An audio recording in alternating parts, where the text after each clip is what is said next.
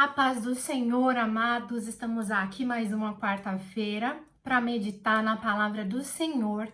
E o texto que eu gostaria de dividir com vocês hoje está em 1 João, no capítulo 1. Nós vamos ler do versículo 7 a seguir, que diz assim: Se, porém, andarmos na luz, como ele está na luz, mantemos comunhão uns com os outros, e o sangue de Jesus, seu Filho, nos purifica de todo pecado. Se dissermos que não temos pecado nenhum, a nós mesmos nos enganamos e a verdade não está em nós. Se confessarmos os nossos pecados, ele é fiel e justo para nos perdoar os pecados e nos purificar de toda injustiça. Se dissermos que não temos cometido pecado, fazemo-lo mentiroso e a sua palavra não está em nós. Capítulo 2. Filhinhos meus, estas coisas vos escrevo para que não pequeis. Se todavia alguém pecar, temos advogado junto ao Pai, Jesus Cristo, o justo.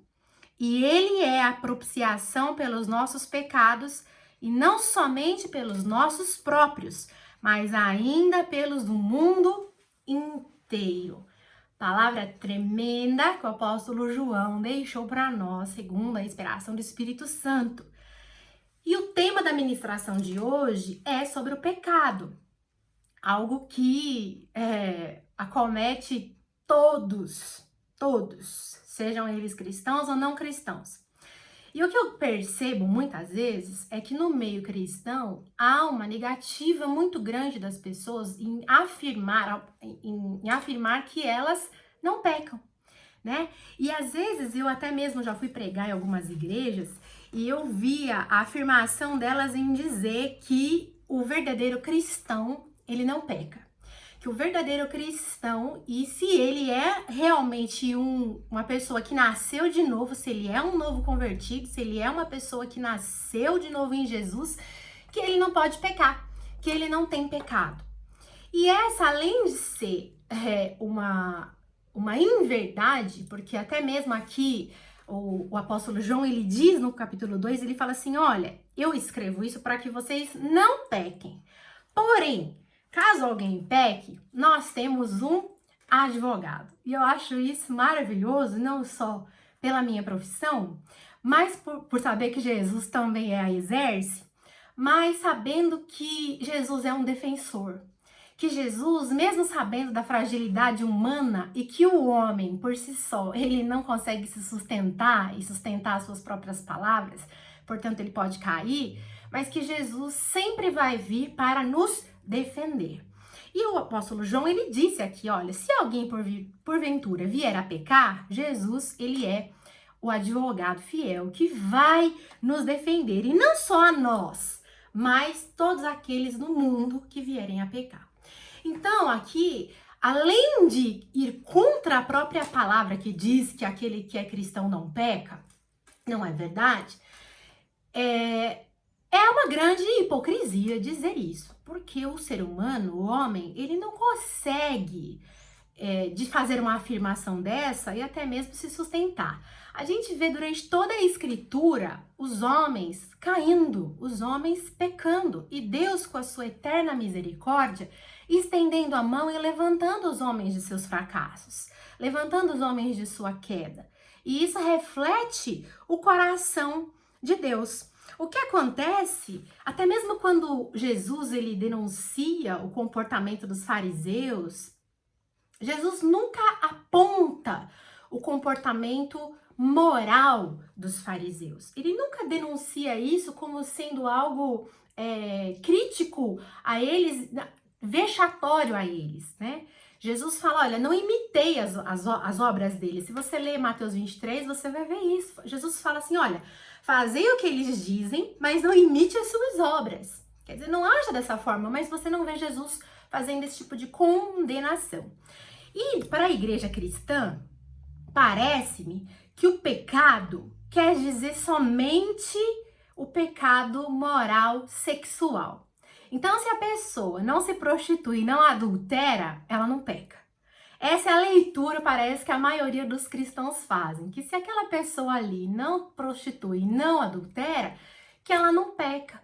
E Jesus, quando ele vai falar, tratar acerca do pecado, depois o apóstolo Paulo, depois até mesmo você vê o apóstolo Paulo falar em algumas epístolas, você vê ele falar em Gálatas, você vê ele falar em Colossenses, você vê que a questão é muito mais profunda. E durante toda a escritura você vai ver Jesus falar, o Senhor falar sobre o pecado de uma forma muito vasta, muito ampla.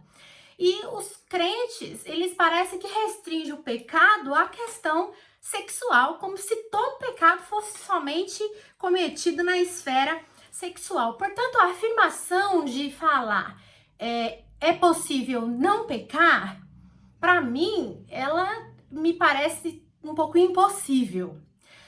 Mas lendo a Bíblia e estudando a palavra de Deus, eu entendo que a Bíblia fala que é possível a não cronificação do pecado na nossa vida. A não cronificação da prática do pecado na nossa vida. Então, não é que nós não vamos pecar, mas sim que é possível a gente não tornar a prática do pecado algo crônico na nossa vida. Então, que é possível você ter uma mutação, a transformação e a santificação, sim, na sua vida, e você mudar de caminho. Mas você falar, eu não vou pecar, eu não peco, porque eu sou santo. Me parece uma afirmação impossível para o homem. E tanto que João fala, se pecar, você tem um advogado fiel que vai cuidar da sua causa.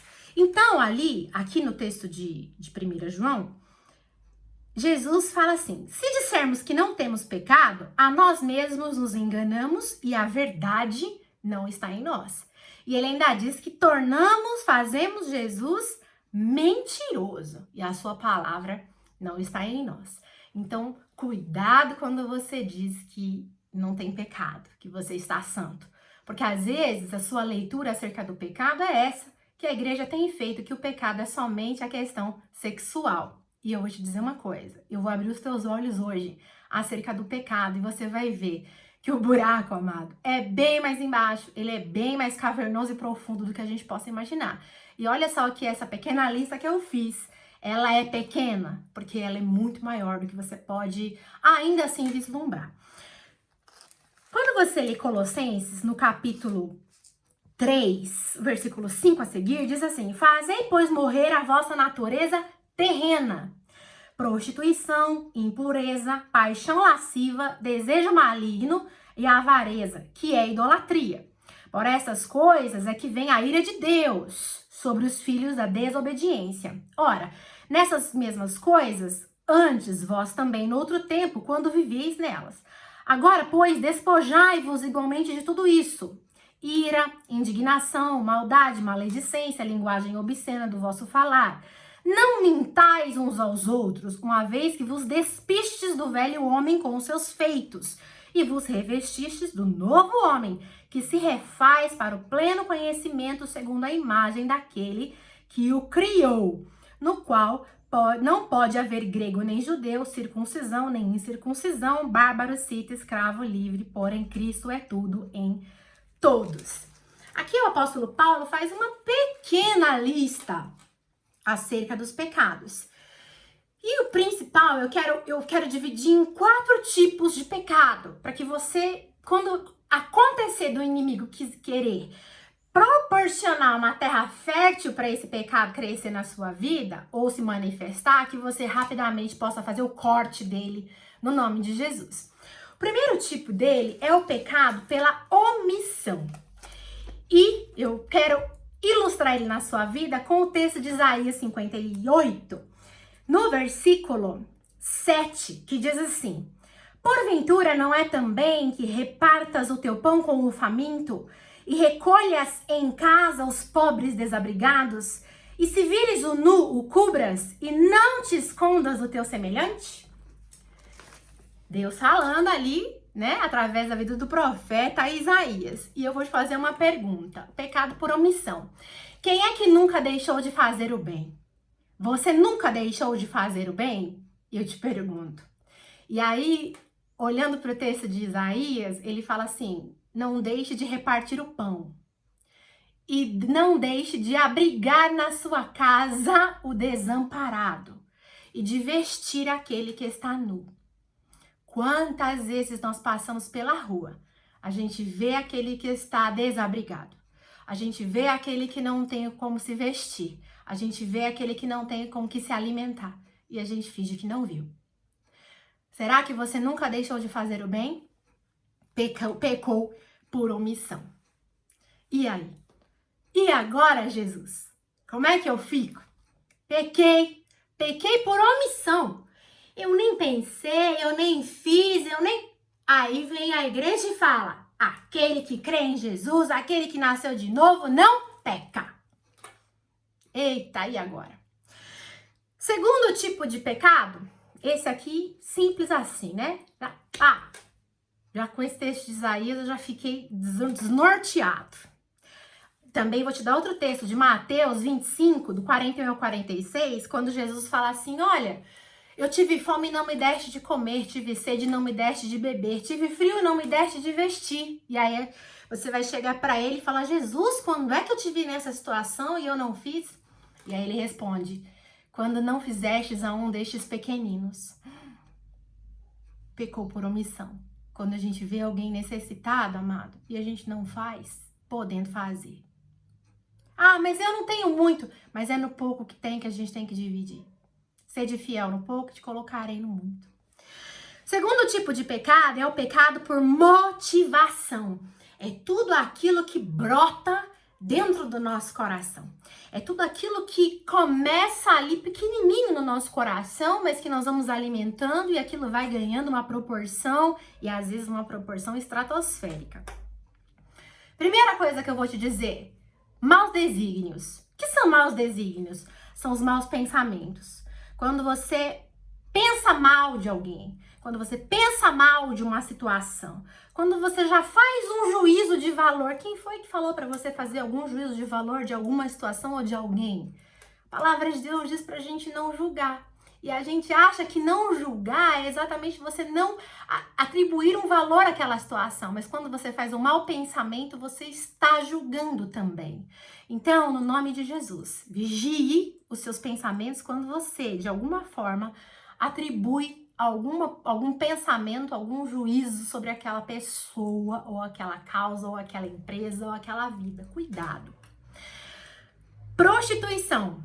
Prostituição, a pessoa já acha que é a pessoa que se prostitui na rua em troca de dinheiro, né? Mas não. A prostituição, quando você tem pensamentos impuros sobre alguma pessoa. Amado, tem gente que é um motel na cabeça. Tem pessoas que a vida dela, ou a mente dela, ela já olha arrancando a roupa de todo mundo. Né? É a lascívia. Ela anda junto, e a prostituição e a lascívia anda de mão dada na cabecinha dela. Ela já olha arrancando a roupa e carregando pro motel, né? A vida dela é só pensar em sexo. Isso precisa de libertação, isso precisa de cura, isso precisa urgentemente da mão de Jesus nessa vida. No nome de Jesus, a palavra de Deus diz que nós temos que olhar para as pessoas, os homens olhando para as mulheres, como sendo suas irmãs e suas mães. Então, para você olhar com um olhar de respeito. E as mulheres, vice-versa, olhar para os homens como se fossem os seus pais e seus irmãos.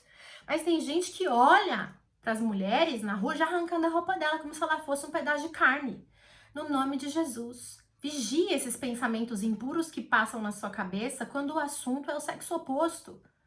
Cuidado com isso, porque hoje você tá olhando para uma mulher assim, amanhã alguém vai estar olhando para tua filha assim. Amanhã alguém vai estar olhando para tua irmã, para tua mãe assim. E você não vai gostar disso. Cuidado, porque isso é uma doença. Isso começa com uma porção pequena, mas depois ela se agiganta. Isso é pecado, isso adoece. E o pecado afasta o homem de Deus. Não se iluda. Terceira coisa, furto. Eu tenho aqui para falar sobre o furto aqui. Antes eu queria falar mais uma coisa que eu anotei aqui. Sabe aquela brincadeirinha que a gente faz? Eu queria falar sobre a inveja. E aquela brincadeira, não, eu não sinto inveja, eu não tenho inveja. Mas até você tem aquela invejinha santa. linkando isso à prostituição, como se seria bom, né? Se eu vivesse lá naquela época do Antigo Testamento, no tempo de Jesus, quando era lícito o homem ter mais de uma mulher. Ia ser legal, né? Não ia ser imoral eu poder ter mais de uma mulher. Cuidado, isso também é um pensamento impuro, no nome de Jesus. Cuidado com esse tipo de brincadeira. Isso é pecado. Furto. Tem gente que acha que furto é só ir lá e subtrair para si alguma coisa de outra. Sabe que furtar, quando você entra no Google, encontra a mensagem de alguém, você encontra uma citação de alguém, um trabalho de alguém, jovens, estudantes, e você simplesmente recorta, cola, coloca no seu trabalho, coloca seu nome e entrega para o professor. Isso é furto. Você está furtando algo que não foi você quem produziu. Sem citar, sem citação de referência bibliográfica que não foi você quem fez. Isso é furto, cuidado, isso é pecado. Avareza. Avareza é muito presente no coração de quem tem algum tipo de poder, algum tipo de capital, algum tipo de condição financeira.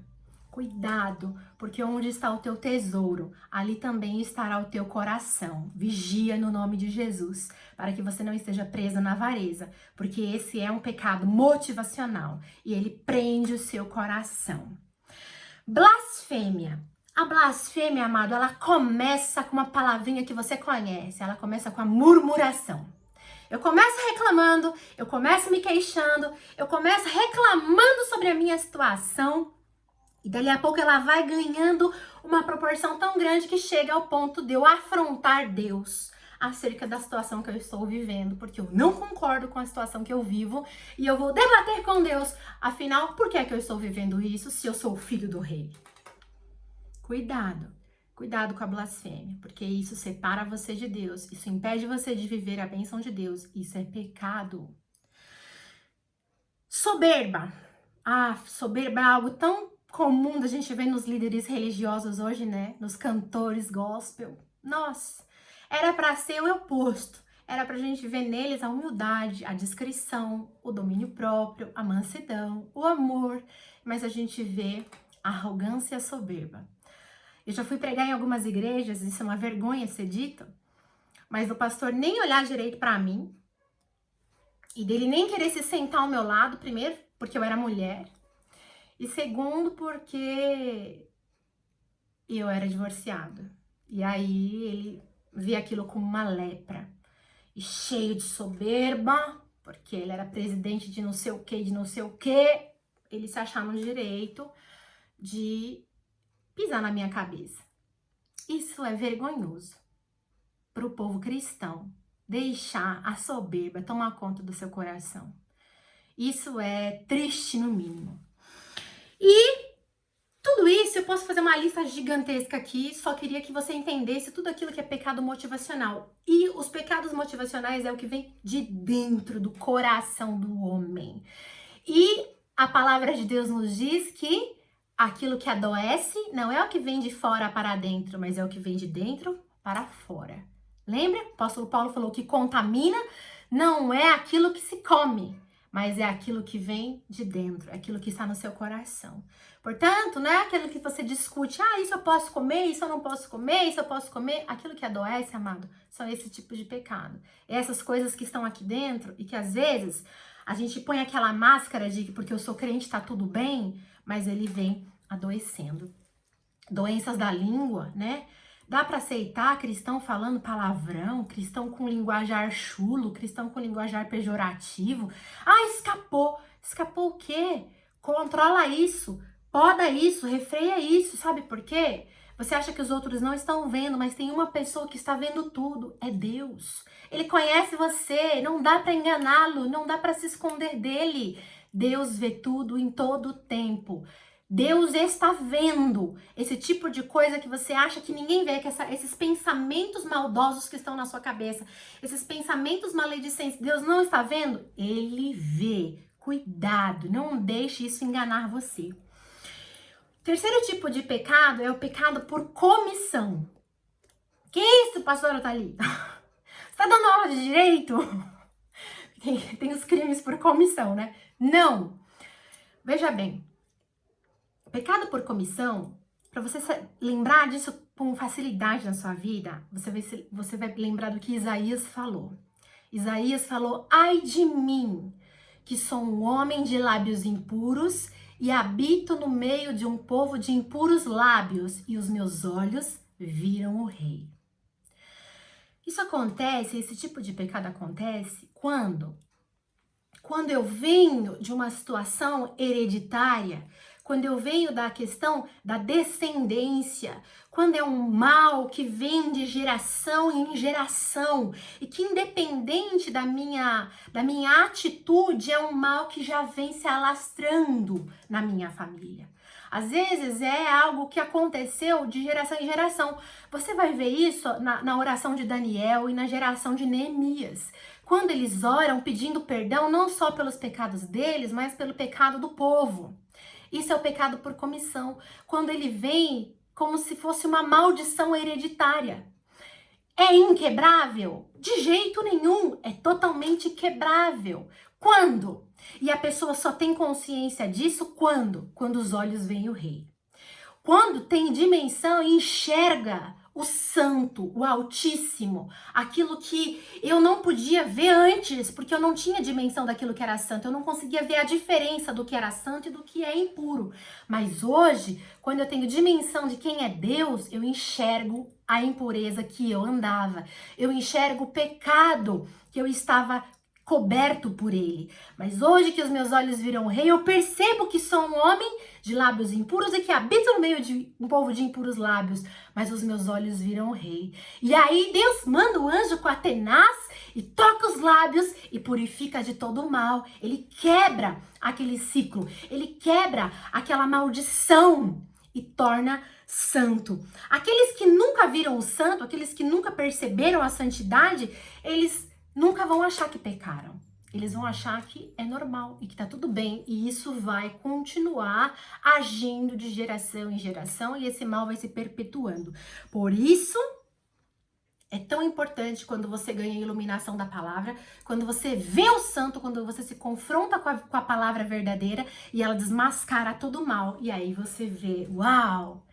Glórias sejam dadas ao Rei. Eu estava em meio a pecado. Eu estava no meio da perversidade. Mas agora eu vi o Rei. Glória a Deus. E aí o Senhor vem com libertação sobre as nossas vidas. E o último tipo de pecado é o pecado por ação, né? E aí eu não preciso nem pregar aqui sobre isso, mas eu preciso ampliar o seu olhar. Que às vezes a gente acha que o pecado por ação são aqueles ligados à questão sexual. Que você vê na maioria das cartas, eles exortando sobre a imoralidade sexual. Porque parece que o povo só pensa nisso ou só faz isso. Mas não. A questão do pecado por ação é muito mais amplo do que somente a imoralidade sexual.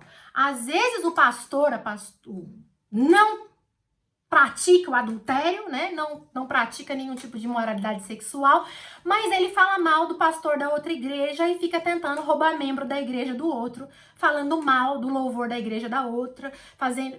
Isso não é pecado? É pecado. Aí o empresário não sai com a secretária, mas ele só nega imposto. Ele explora os seus funcionários, não paga direito suas verbas. Isso aí não é pecado? É pecado.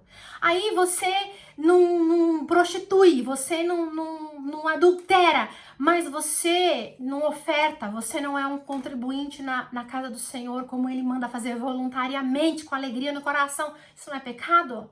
Aí você mente, sua língua é mentirosa, não há verdade no seu falar, sempre tem uma pimenta por trás das suas palavras. Não é pecado? Você não está agindo com malícia? Então, amado, cuidado com as suas ações, cuidado com aquilo que você faz, né? Quando alguém tá falando alguma coisa e você viu fulano de tal? Não precisa fazer isso. Você viu o que fulano disse? Desnecessário fazer isso. É pecado, cuidado, vigia. Porque o Senhor veio para chamar um povo limpo de coração. O Senhor veio para trazer transformação na nossa vida. E eu vou dizer uma coisa. A gente fala muito da graça, né? Graça é favor imerecido, o Senhor usa de misericórdia na nossa vida. Mas a mesma graça que nos chamou para comunhão com Deus é a mesma graça que transforma a nossa vida. É a mesma graça que vem e modifica a nossa maneira de pensar e agir. Então eu te digo, se você habita e se você quer viver essa graça, seja transformado. Se você quer viver realmente essa graça em você, se você quer se tornar um coparticipante com Jesus, deixa essa graça transformar a sua vida e te libertar da escravidão do pecado, porque o pecado escraviza. E aí você vê que cada vez você tem que alimentar ele mais e mais para poder manter a aparência dele. E Jesus não quer que você seja escravo de ninguém.